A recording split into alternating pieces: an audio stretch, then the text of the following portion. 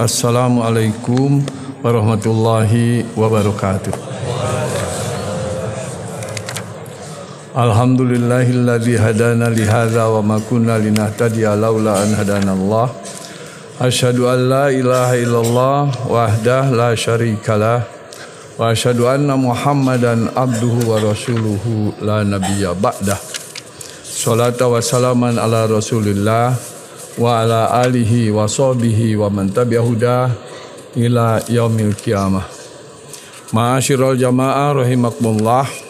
Hadirin jamaah yang berbahagia yang mengharapkan rahmat dan ridha Allah. Wa qala Allah Ta'ala fil Qur'anil Azim, a'udzu billahi minasyaitonir rajim.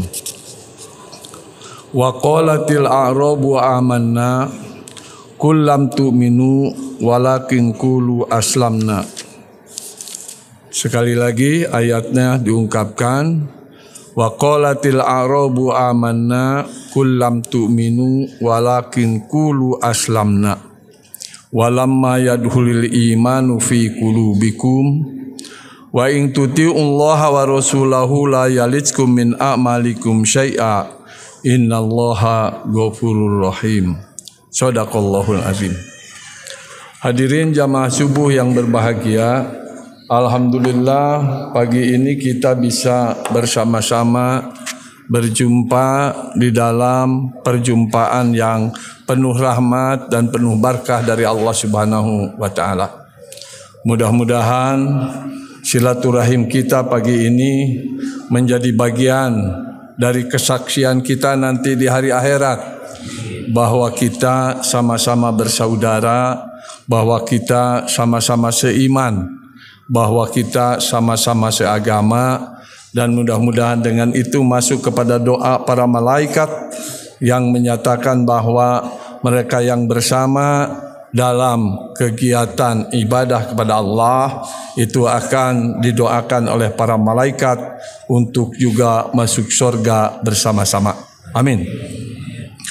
Hadirin rahimakumullah, ayat yang saya baca tadi itu tertera pada surat Al-Hujurat ayat ke-14.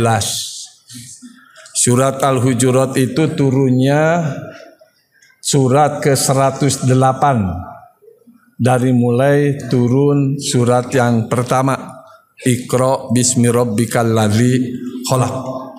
Jadi kalau ayat Quran atau surat-surat di dalam Al-Quran itu ada 114 surat, dan surat terakhir itu surat Idza jaa nasru an-nasr, maka ini surat Al-Hujurat surat ke-108. Artinya kira-kira 6 surat terakhir sebelum surat An-Nasr.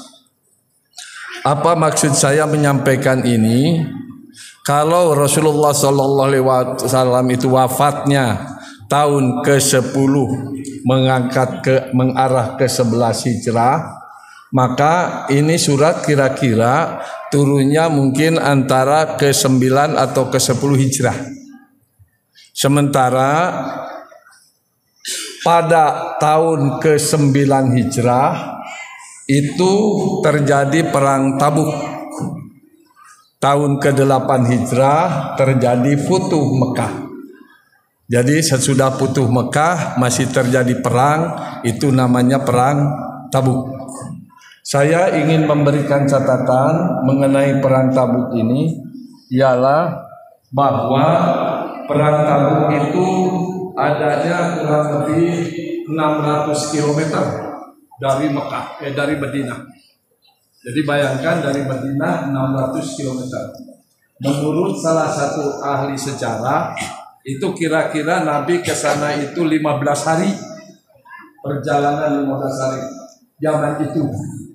Kemudian pulangnya 15 hari. Berarti 1 bulan di perjalanan saja.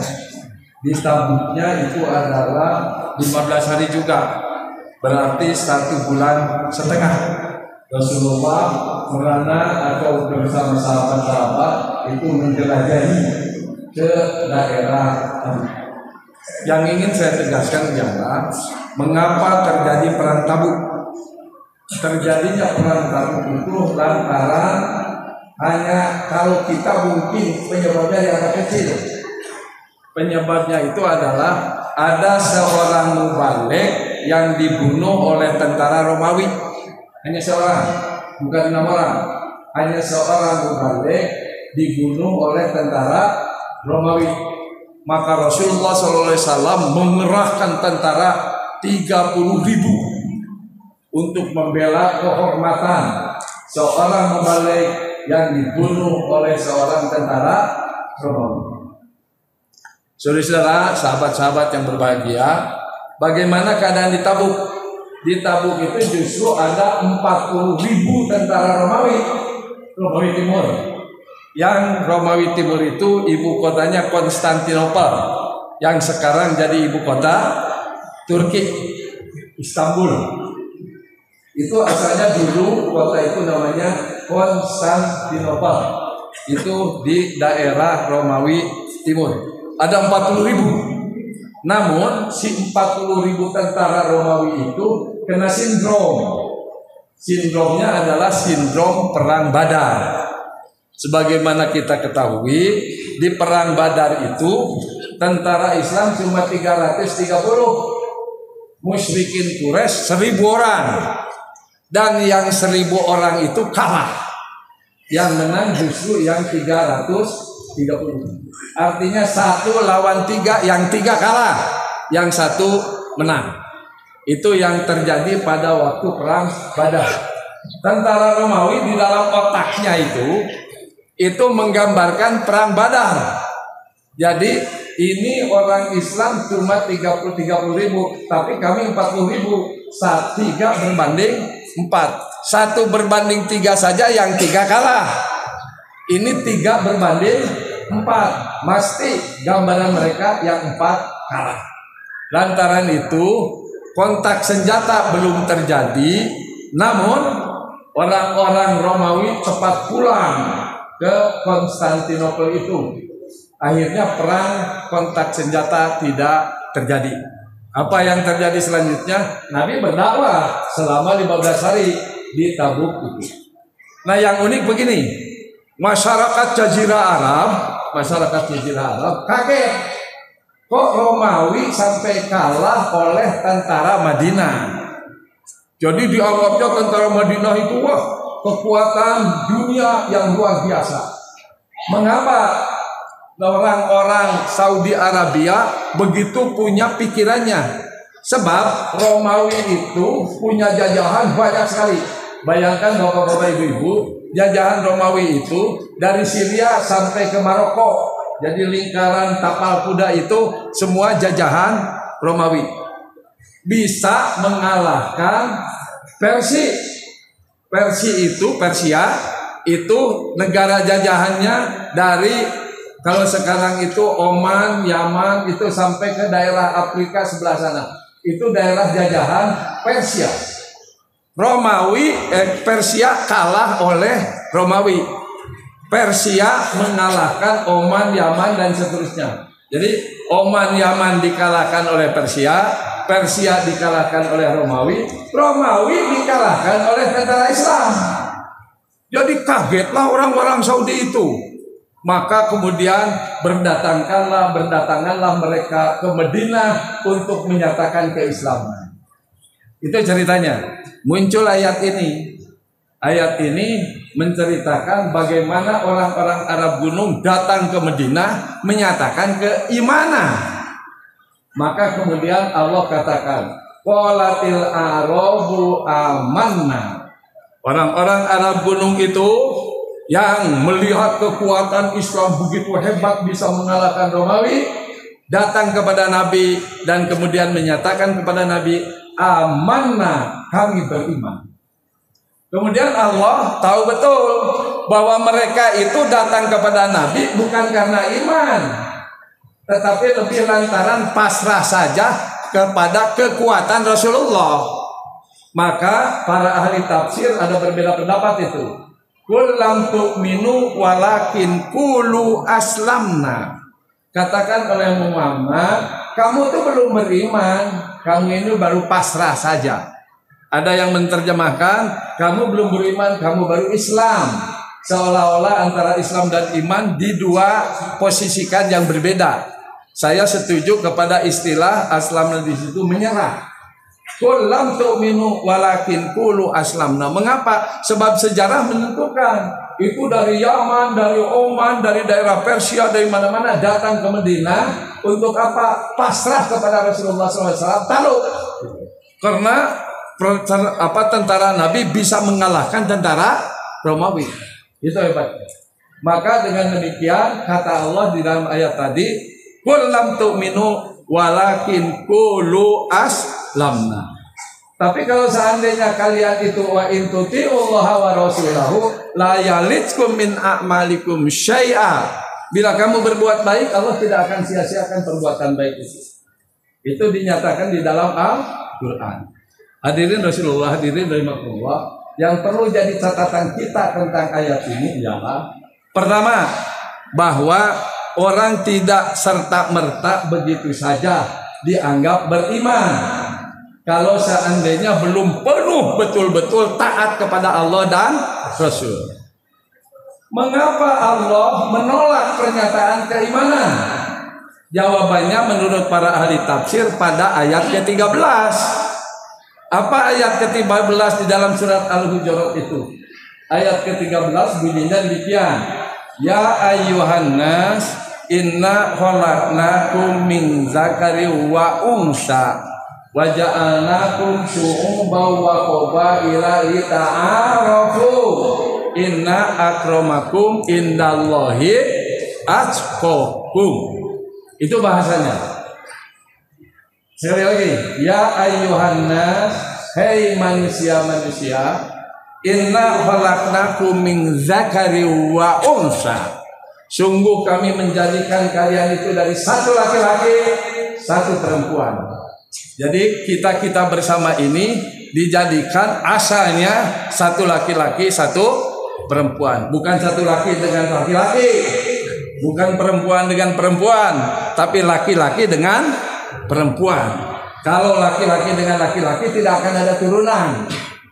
Begitu juga kalau perempuan dengan perempuan tidak akan ada turunan. Maka pantas umat Islam harus menolak kalau ada orang-orang yang mensosialisasikan kawin cukup laki-laki dengan laki-laki. Tidak. Yang benar menurut Al-Quran, inna khalaqnakum min zakari wa unsa. Kami jadikan kalian itu dari satu laki-laki dan satu perempuan. Sekarang katanya penduduk dunia 6 miliar. Asalnya satu laki-laki, satu perempuan. Bukan saja laki-laki dan perempuan yang dilahirkan oleh satu laki-laki dan perempuan itu, tapi seterusnya wa ja'alnakum syu'uban wa qabaila lita'arafu. Kami jadikan kalian itu syu'uban, berbangsa-bangsa, wa qabaila, berkobilah-kobilah, bersuku-suku bangsa. Adanya bangsa-bangsa dan suku-suku bangsa itu lita'arafu, supaya kalian itu saling kenal mengenal. Tapi awas, jangan kalian bangga karena kalian laki-laki. Jangan kalian bangga karena kalian perempuan. Jangan kalian bangga karena kalian itu bangsa A, bangsa B, bangsa C, bangsa D, bangsa Z. Jangan kalian bangga karena kalian itu suku A, suku B, suku. Jangan. Al-Quran menyatakan bahwa mengkritik mereka yang merasa sombong, merasa bangga karena dia suku bangsa anu atau bangsa anu, karena dia laki-laki atau perempuan. Waktu itu masyarakat Quraisy kalau jadi laki-laki merasa hebat dan mereka menghinakan perempuan. Waktu itu kalau ada seorang laki-laki diberitahu bahwa istrinya melahirkan dan yang dilahirkannya itu perempuan, muswaddat wajhuhu, wajahnya itu merah padam, malu kalau seandainya punya anak perempuan. Mereka itu bangga kalau punya anak laki-laki. Jadi kejantanan itu digambarkan sebagai suatu kehebatan kemanusiaan. Al-Quran menolak itu. Begitu juga kebangsaan. Waktu itu musyrikin Quraisy merasa bangga. Inna fi Quraisy al-imam fi Quraisyin. bahwa kalau harus jadi pemimpin itu hanya orang Quraisy, yang lain tidak boleh. Malahan ada lagi yang kawin itu kalau ini harus dengan ini, tidak boleh dengan yang lainnya. Kebanggaan kesukuan, kebanggaan kebangsaan ditolak oleh Al-Quran. Kata Al-Quran gimana? Inna akramakum indallahi atqakum. Kemuliaan itu bukan lantaran Anda laki-laki. Kemuliaan itu bukan karena Anda perempuan. Kemuliaan itu bukan karena Anda bangsa A, bangsa B, bangsa C. Bukan. Kemuliaan itu bukan karena Anda suku A, suku B. Bukan. Kemuliaan itu ditegaskan oleh Al-Quran. Inna akramakum indallahi atqakum. Kemuliaan itu adanya pada mereka yang paling takwa. Tidak mau tahu Al-Quran itu apakah kalian itu kulit putih atau kulit hitam, apakah kita itu pendek atau jangkung, apakah orang barat atau orang timur. Kalau seandainya takwa, itulah yang mulia menurut Allah Subhanahu wa ta'ala. Inna akramakum indallahi atqakum.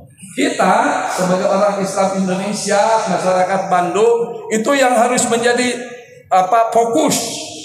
Kita harus fokus itu kepada ketakwaan. Sebab ketakwaan itulah yang memungkinkan kita dianggap oleh Allah akram, paling mulia. Tidak karena A, B, C seperti tadi diungkapkan.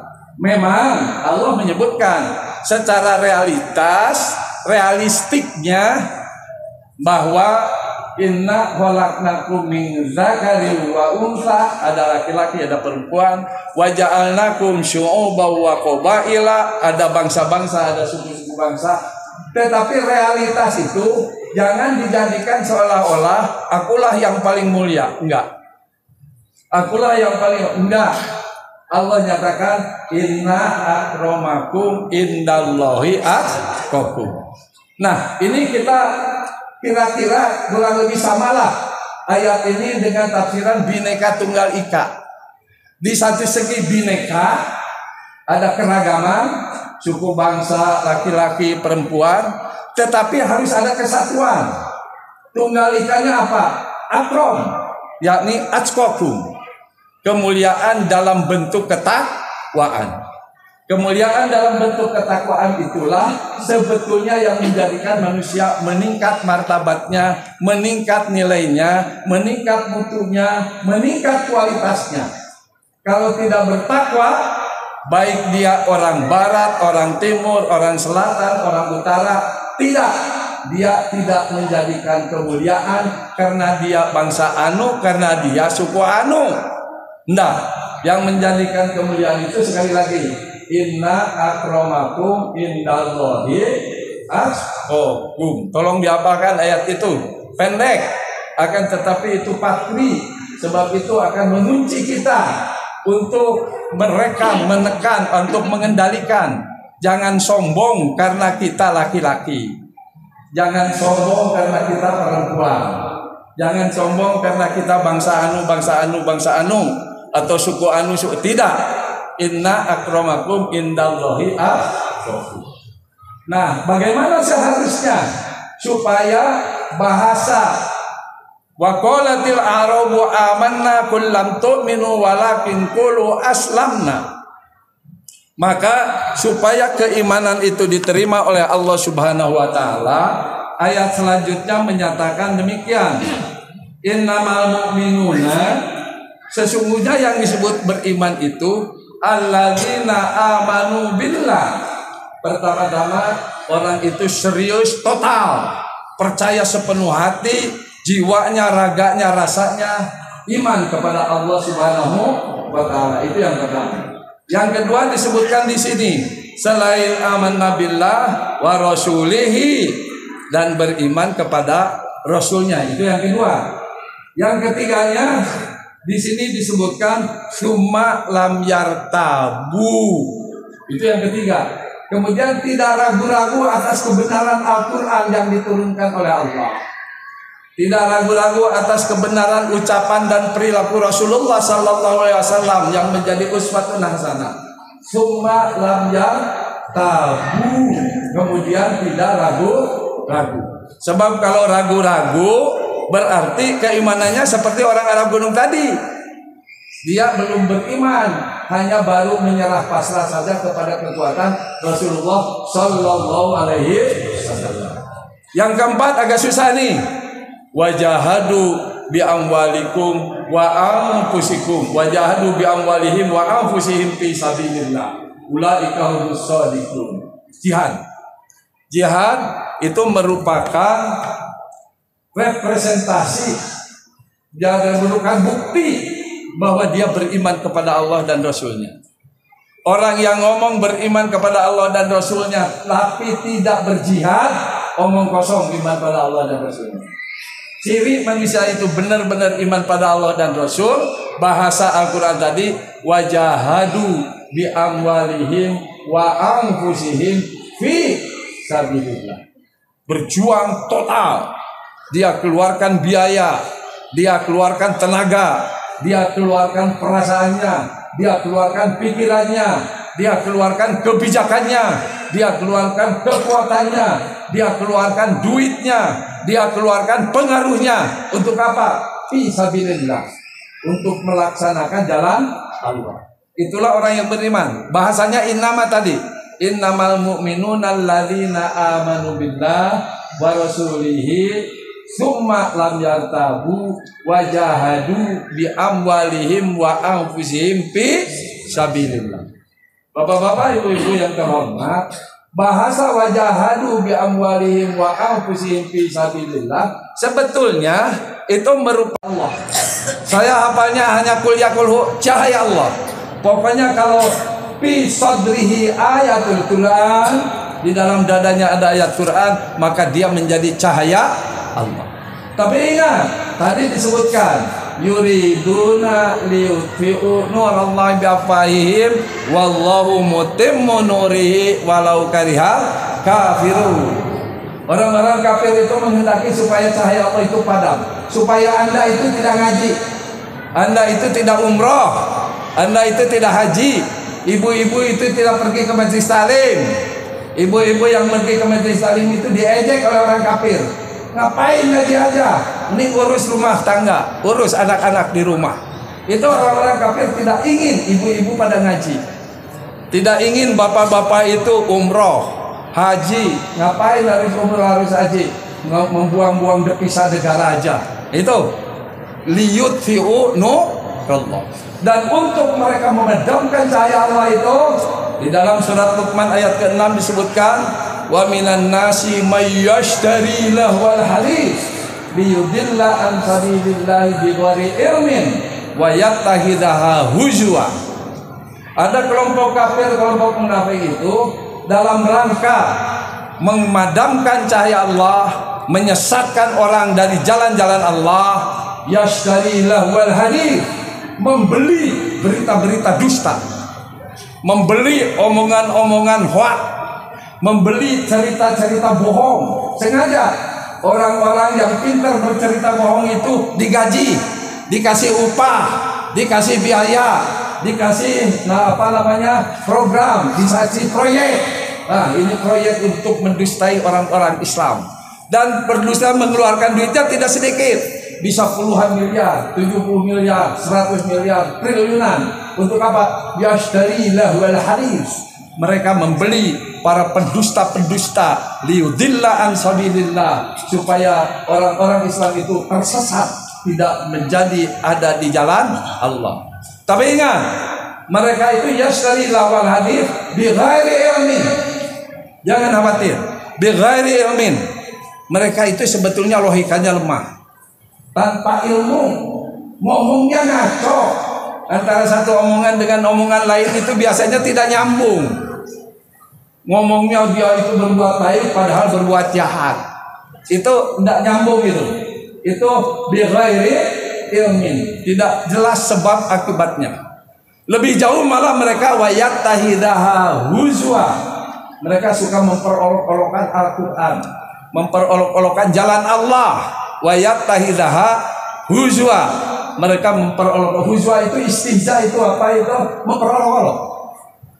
Jadi dijadikan jalan-jalan Allah itu sebagai permainan, sebagai olok-olok. Itu kesukaan orang-orang kafir.